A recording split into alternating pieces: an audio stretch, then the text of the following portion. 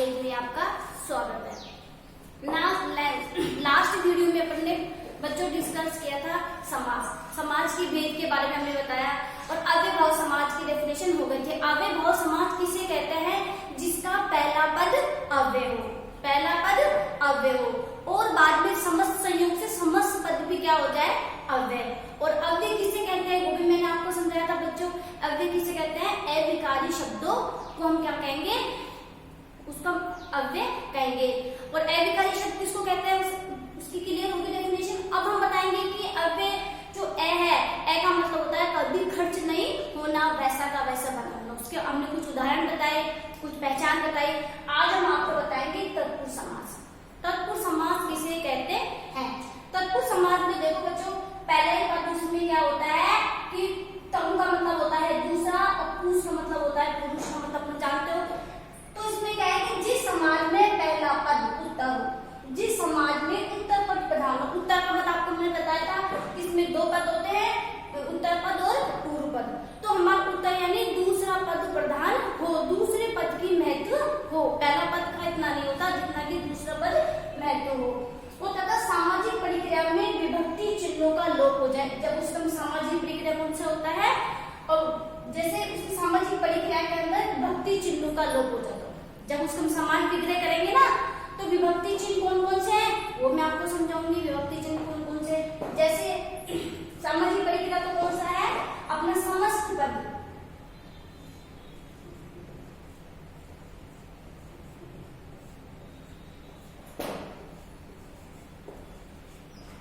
और इसका हम क्या करेंगे? समास विग्रह।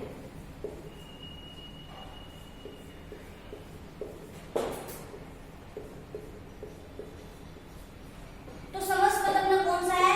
जैसे गंगा जल। गंगा जल में ये हमारा पूर्व पद है, आपको पता है, मैंने बताया था। ये हमारा उत्तर पद है, ठीक है, ये हमारा उत्तर पद है। तो इसके अंदर किसकी महत्व बताया गया है? दूसरा पद प्रधान। इसके अंदर इसकी पहचान क्या होती है कि जिसमें दूसरा पद प्रधान हो अर्थात उसका महत्व है। और ये हमारा जल क्या है? गंगा। गंगा तो क्या है? नाम है। और जिस महत्व किसका होता है? जल का। किसका हुआ? महत्व।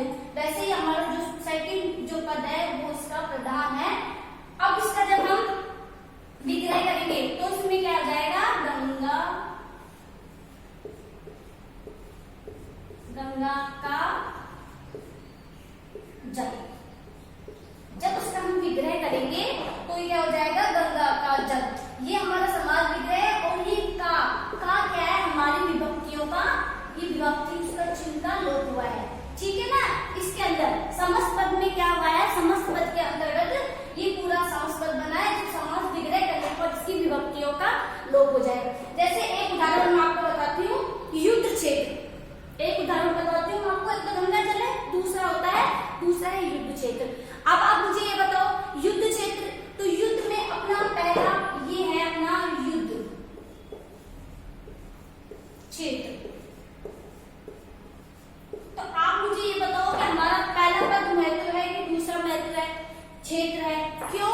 क्योंकि आपको जब युद्ध में जाओगे तो आपको पहले क्षेत्र दिखेगा कि पहले युद्ध, पहले आपको मैदान दिखेगा कि पहले आपको युद्ध दिखेगा? पहला हमको क्षेत्र दिखेगा, पहले हमें जगह दिखेगी। तो इसका दूसरा पद क्या है? हमारा महत्व है। कौन सा है? युद्ध क्षेत्र के अंदर। युद्ध क्षेत्र है तो उनको पता है युद्ध देखने जाएंगे, बट क्षेत्र अगर मैदान होगा तभी तो हम उसमें युद्ध देखेंगे। तो हमारे इसमें दूसरा पद का महत्व है। ये हमारा इस दूसरे पद की प्रधानता है, ठीक है। ये बच्चों हमारे क्या थे?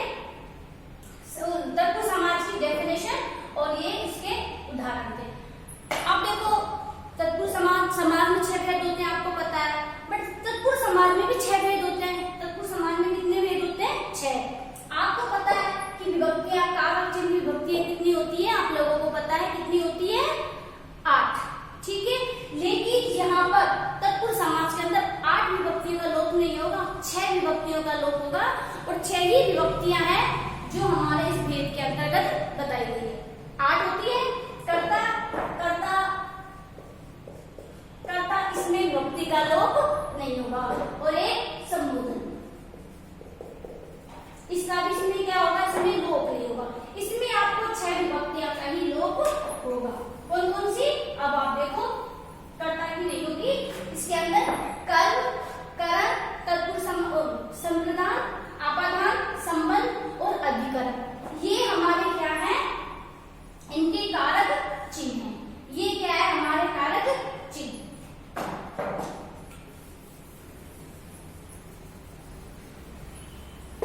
इस कारक चिन्ह के द्वारा हम पता लगाएंगे कि ये हमारा जो तत्पुरुष समास है। इसकी पहचान मैंने आपको बताई थी, इसमें दूसरा पद प्रधान होता है, दूसरा पद की प्रधानता होती है और जो ये सामान्य परिक्रिया में विभक्तियों का लोप हो जाता है। ये इसकी क्या है? पहचान है। क्या है इसकी पहचान? अब देखो, अब इसमें कौन सा है? कर्म तत्पुरुष समास। ठीक है, कर्म तत्पुरुष समास, करण तत्पुरुष समास, संप्रधान तत्पुरुष समास, आपादान तत्पुरुष समास, संबंध तत्पुरुष समास और अधिकरण तत्पुरुष समास। ये क्या है? हमारे समास है। ये 6 इनके भेद है। अब देखो बच्चों, इनको क्या कहते हैं? इसको, ये हमारी द्वितीय विभक्ति है। कौन सी है? द्वितीय विभक्ति। द्वितीय, इसको हम क्या बोलेंगे? तृतीया, चतुर्थ और ये पंचमी, षष्टम, सप्तम, ये हमारे सप्तम। इनको देखो बच्चों, क्या होता है कभी कभी कि अपन को कर्म आ जाता है कि भाई कर्म में हमारे क्या है? ये हमारी क्या है? विभक्तियां है। बट कभी से द्वितीय ऐसे भी आ जाता है, जैसे मुझे बताओ, ये द्वितीय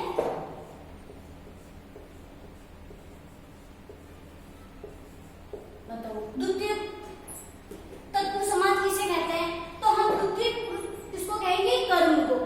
कर्म को हम क्या कहेंगे? द्वितीय। इसमें ऐसे भी आ जाता है, जिस समाज में द्वितीय पद प्रधान हो, तो द्वितीय पद का इसका मतलब भी, उत्तर पद का मतलब भी हमारा क्या होता है? द्वितीय पद को भी हम उत्तर पद कहते हैं। इसमें हमारा दूसरा पद प्रधान हो। फिर हम देखो, इसको कर्म को कौन से कहेंगे? द्वितीय। फिर हम कहेंगे इसको तृतीय। तृतीय में क्या हो जाएगा हमारा? करण तत्पुरुष समास। ठीक है, इसको हम क्या कहेंगे? तृतीय कर्ण, इसको हम कर्ण तत्पुरुष समास कहेंगे। जैसे अब मैंने आपको समझाया इधर, ठीक है ना? इसको क्या कहेंगे? कर्म को हम द्वितीय तत्पुरुष समास भी कह सकते हैं, करण को हम तृतीय तत्पुरुष समास भी कह सकते हैं। ठीक है ना? और संप्रदान को हम क्या कहेंगे? चतुर्थ।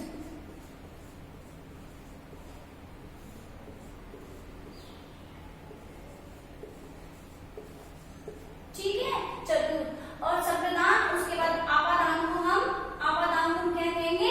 पंचम।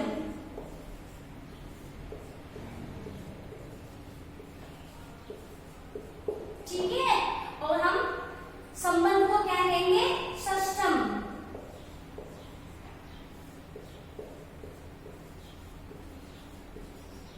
ठीक है, और अधिकरण को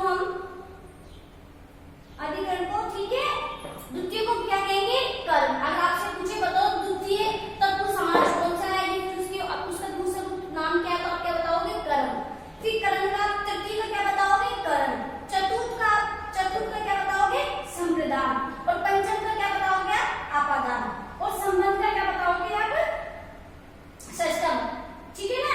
आपको ऐसे याद करना है, द्वितीय, तृतीय, चतुर्थ, पंचम, षष्टम और ये षष्टम। फिर यहाँ से द्वितीय, तृतीय, चतुर्थ, पंचम, षष्टम और ये सप्तम।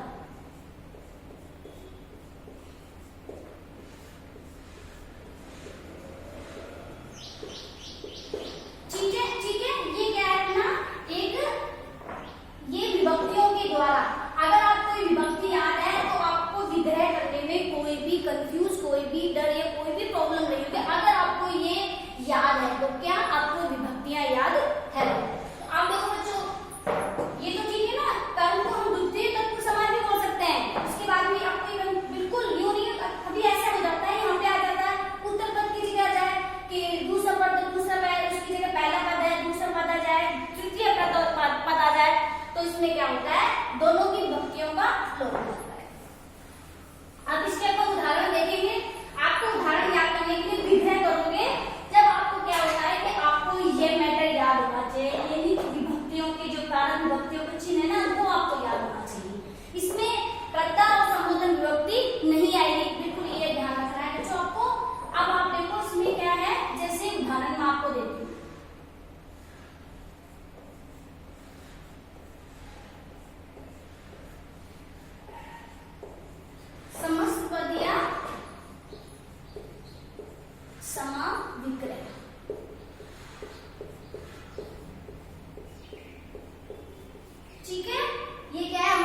होता है सामासिक, समस्त पद को हम क्या कहेंगे, सामासिक पद कोई भी हम क्या कहेंगे, सामासिक पद। और समास विग्रह जो समाज का जिन विभक्तियों का लोप होगा, जैसे आप देखो मन,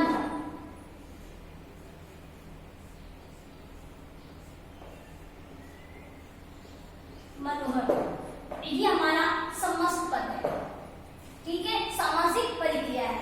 मनोहर को हमारा इसमें विग्रह क्या हो जाएगा, मन को हरने वाला, मन को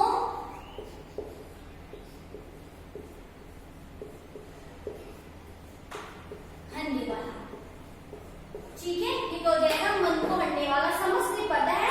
और जब विग्रह करेंगे तो इसमें ओ हमारा क्या हो जाएगा, लोप हो जाएगा। ओ का क्या हो जाएगा, विभक्ति चिन्ह हमारा कौन सा है, को।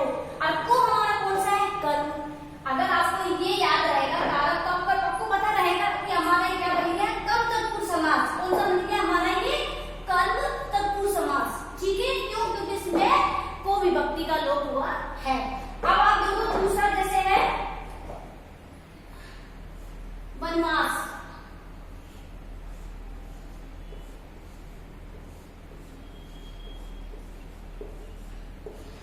वनवास, ठीक है, ये समस्त पद है। इसके विग्रह करेंगे तो क्या हो जाएगा, वन में वास, वन में वास, ठीक है, वन में वास। अब इसमें देख लो कौन सा है, कौन सी विभक्ति है, ये हमारा कौन सा पद बनेगा, कौन सा तत्पुरुष समास बनेगा, में। ये हमारा अधिकरण तत्पुरुष समास बनेगा। ये किसका है, उदाहरण है, हमारा तत्पुरुष समास है। इसको हम सप्तम तत्पुरुष समास भी कहते हैं, इसको हम सप्तम तत्पुरुष समास भी कह सकते हैं। अब उसके बाद में आपको मैं एक उदाहरण और दे देती हूँ अलग अलग, आप देखो जैसे है प्रेम रहित, जैसे प्रेम रहित, ठीक है, इसमें क्या हो जाएगा, प्रेम रहित का क्या हो जाएगा हमारा, प्रेम से, ये फिर प्रेम से रहित, यानी प्रेम से रहित, प्रेम से रहित, ठीक है। इसमें कौन सी विभक्ति है, आपादान। इससे आपादान से क्या हो गया, पृथक यानी अलग होने को बताया गया है। यानी ये प्रेम रहित, प्रेम से रहित, प्रेम से अलग हुआ है। इसमें आपादान में क्या हो गया, अलग होने की स्थिति को बताया गया है। तो इसमें क्या हो गया, प्रेम रहित यानी प्रेम से रहित, प्रेम से वो रहित हुआ है। उसके बाद में आपको मैं एक और दे देती हूँ, जैसे कामचोर, ठीक है। अब जैसे कामचोर,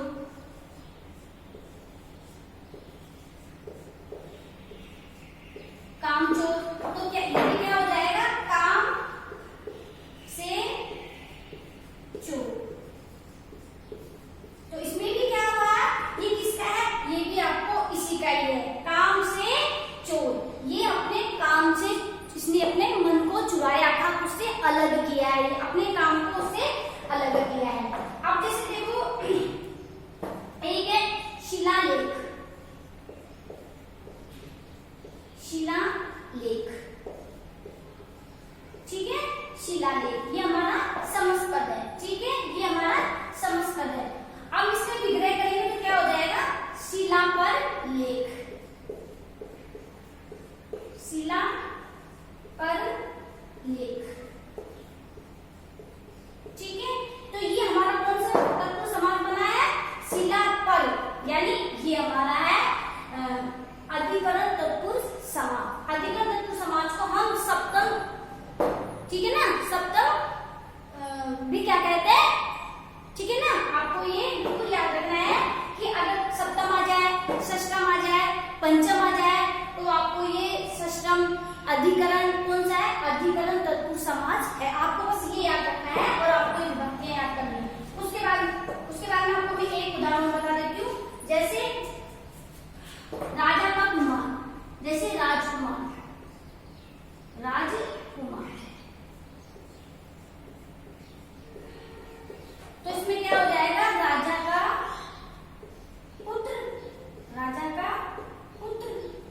तो मुझे आप ये बताओ, राजा का कुमार पे किस पे जोर पड़ा, दूसरा प्रधान है कि पहला प्रधान है, कुमार, कुमार कौन है, उसका बेटा, किस पे हमारा ध्यान राजा पे। तो हमारा जो ये हमारा कौन सा बन गया, राजा का। अब आप देख लो ये हमारे कौन सा है, ये है हमारा संबंध तत्पुरुष समाज, जिसको हम षष्टक तत्पुरुष समाज भी कहते हैं। ये हमारे कुछ बच्चों उदाहरण थे जो हमने आपको बताए। अब नेक्स्ट वीडियो में आपको द्विगु समाज बताऊंगी, द्विगु समाज की डेफिनेशन बताऊंगी और उसके बाद बताऊंगी। अब आपको वीडियो बच्चों हमको हमारा वीडियो आपको कैसा लगा? अगर आपको हमारा वीडियो अच्छा लगा तो सब्सक्राइब करें, शेयर करें एंड लाइक करें और बेल आइकन पर क्लिक करें, जिससे कि मेरा नेक्स्ट जो भी लेक्चर हो उसका नोटिफिकेशन आपके पास हो जाए। Thank you.